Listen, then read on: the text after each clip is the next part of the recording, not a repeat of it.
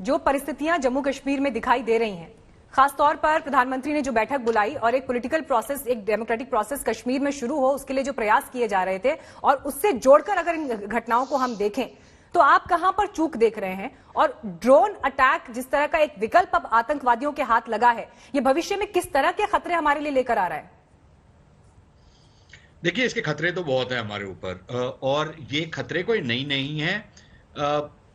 खैर, हम लोग तुलना कर रहे हैं जो ईरानियन जनरल को मारा गया, या जो सऊदी अरेबिया के ऊपर हमले हुए, या जो अमेरिका बहादुर कर रहा है, ये शायद उस लेवल ऑफ सोफिस्टिकेशन के ड्रोन्स नहीं थे। लेकिन उसके बावजूद वो जो एक टेक्नोलॉजी, लो लेवल की टेक्नोलॉजी का इस्तेमाल अक्सर हुआ है, आतंकी गुटों ने किया है, वो उन्होंने यहां पर भी इंट्रोड्यूस कर दिया है। और ये एक बिल्कुल एक नई सिचुएशन पैदा कर देता है, क्योंकि अभी तक हमने जितनी हमारी प्रिपेयर्डनेस थी, चाहे वो कैंप्स की हो या बॉर्डर पे हो, वो एक किस्म की थी जिसमें ये वाला जो पहलू था उसको उतना एक लिहाज से हमने अपनी जो सिक्योरिटी कैलकुलेशन थी उसमें नहीं लिया था। जहां पर मैं संबित से डिसएग्री करता हूं जब वो ये कहते हैं कि नहीं नहीं हम बिल्कुल प्रिपेयर्ड थे।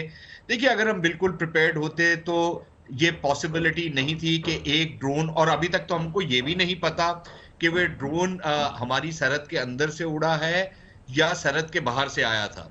अभी तक हमको ये भी नहीं पता कि उस ड्रोन वो किस लेवल का ड्रोन था, क्या वो थोड़ा सा ज्यादा सोफिस्टिकेटेड था या वो एक बड़ा क्रूड लेवल का था। हमको बहुत चीजें उस ड्रोन के बारे में नहीं पता। लेकिन उसके बावजूद अगर वो ड्रोन आकर एक्सप्लोजिव्स गिरा सकता है हमारे हैंगर्स के ऊपर, जो एयर ट्रैफिक कंट्रोल है उसके नजदीक, तो ये हमारे लिए एक बड़ी चिंता की बात है। और इस पर हमारे को अपनी जो सुरक्षा की विफलता है उसको पहचानना चाहिए। अगर हम उसको डिनायल में रहे और अपना सीना ठोकते रहे कि नहीं हम सब कुछ जानते हैं, हम सब कुछ प्रिपेयर्ड थे, तो मेरे ख्याल वो हमारी खामख्याली होगी। तो मेरे ख्याल वो एक जो गैप था जिसके बारे में सुरक्षा विशेषज्ञ काफी अरसे से सरकार को अवगत करवाते जा रहे हैं, और सुरक्षा एजेंसियां भी जो हैं इस खतरे को सरकार के सामने लेकर आती रही है, और इस पर सरकार भी मानती थी कि यह खतरा है। लेकिन हमने जो डिसीजंस लेने हैं उससे अपने आप को बचाने के लिए या जो भी आलात लगाने हैं उसमें हमारी एक देरी रही है और अभी भी है। उसको जितनी जल्दी पूरा करें उतना अच्छा है। दूसरी चीज, पॉसिबिलिटी नहीं है कि आप हर कोने कोने को ड्रोन से सुरक्षित कर पाए। जिस तरीके का एयर डिफेंस सिस्टम आप नॉर्मल केसेस में लेते हैं, वो ड्रोन्स के खिलाफ आप उस तरीके का थिएटर डिफेंस नहीं कर सकते। तो फिर इसलिए लाजमी हो जाता है कि आप कुछ एरियाज को तो जो बड़े सेंसिटिव हैं वो उनमें आप वो सब कुछ लगाएंगे जो इक्विपमेंट्स हैं, लेकिन फिर आपको एक ऑफेंसिव कैपेबिलिटी भी पैदा करनी पड़ेगी ताकि जैसे को तैसी वाला जो हिसाब हो वो भी आप कर सकें। और वो शायद हमारे को पहले कर लेनी चाहिए थी, जब सबसे पहले पंजाब की सरहद से हथियार और नशीले पदार्थों की तस्करी हो रही थी। हमको उस समय एक रिएक्शन दिखाना चाहिए था, उस समय हमने नहीं किया। लेकिन अब हमारे को शायद ये करना पड़ेगा।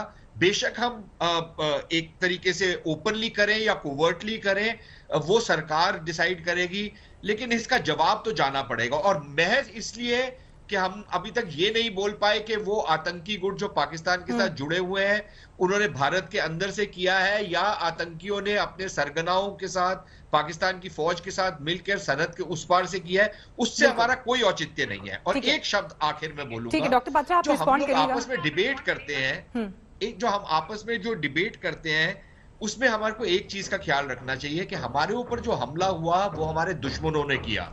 और हम स्टूडियोज में बैठ के लड़ाई आपस में कर रहे हैं। इससे ज्यादा मेरे को इससे ज्यादा तो मैं क्या बताऊं, मेरे को जितना दुख होता है इस तरीके की लड़ाई देख करके, मेरे ख्याल हम सब लोग का मुंह खट्टा हो जाता है हम जब नेताओं को आपस में लड़ते हुए देखते हैं, क्योंकि हमारा फोकस होना चाहिए सरहद के उस पार, या जो घर के देश जिस खतरे से जूझ रहा है, देश की सीमाएं जिस खतरे से जूझ रही हैं, जिस तरह से मिलिट्री इंस्टॉलेशन को अटैक किया जा रहा है, अगर उस पर हम अब भी नहीं जागे तो कब जागेंगे? सवाल यहां पर ये बड़ा उठता है। माजिद हैदरी साहब, जो सवाल मैंने सलमान निजामी से पूछा था, मैं वही सवाल लेकर आपके पास आ रही हूं।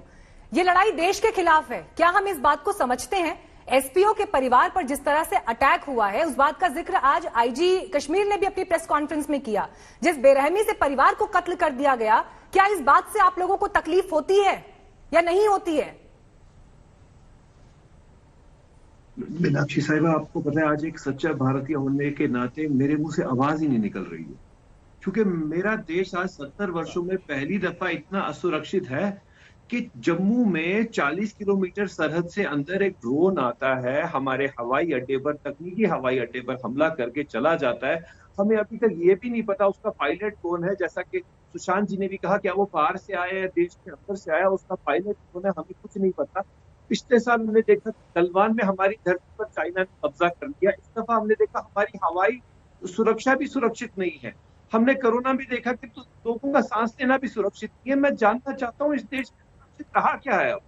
आज रोने का वक्त है मीनाक्षी साहिबा, आज हमें लड़ना नहीं चाहिए आपस में। कोई, मैं संबित पात्रा मेरे भाई हैं, माननीय भाई हैं, मैं इनसे लड़ना नहीं चाहता। मैं इन्हें कहना चाहता हूँ आज हम रोए कि हमारा देश 70 वर्षों बाद ऐसा असुरक्षित क्यों है। क्या यूपी के चुनाव के लिए असुरक्षित बनाया जा रहा है देश? एक मामला खड़ा किया जाए। 300 ड्रोन आए हैं जब से आर्टिकल 370 हटा। मेरी सरकार क्या कर रही है? मैं पूछना चाहता हूँ अपनी सरकार से कि मैं तो पाकिस्तान से बाद में सवाल करूंगा, इसका पायलट बात करूंगा, लेकिन मैं पहले सरकार से पूछूंगा मेरा देश इतना असुरक्षित क्यों? मेरी धरती भी जा रही है, मेरी हवा भी जा रही है, और हम लोग यहाँ पर बैठ के लड़ रहे हैं। हमें सबों को रोना चाहिए, 2 मिनट की साइलेंस रखनी चाहिए कि हमारे देश क्या हाल है। सांस लेने को ऑक्सीजन नहीं है, लेकिन हवा में पाकिस्तानी ड्रोन आते हैं, एक दफा नहीं आते, बार बार आते हैं, और उन्हें आने दिया जाता है। तो इस सरकार पे सवाल या निशान है। संबित पात्रा जी आज मेरे साथ 2 मिनट शांति रखें इस डिबेट में, बस मैं यही चाहता हूँ। हम कोई लड़ रहे हो आज, मातम का वक्त है मैडम, मैं रोना चाहता हूँ इस डिबेट।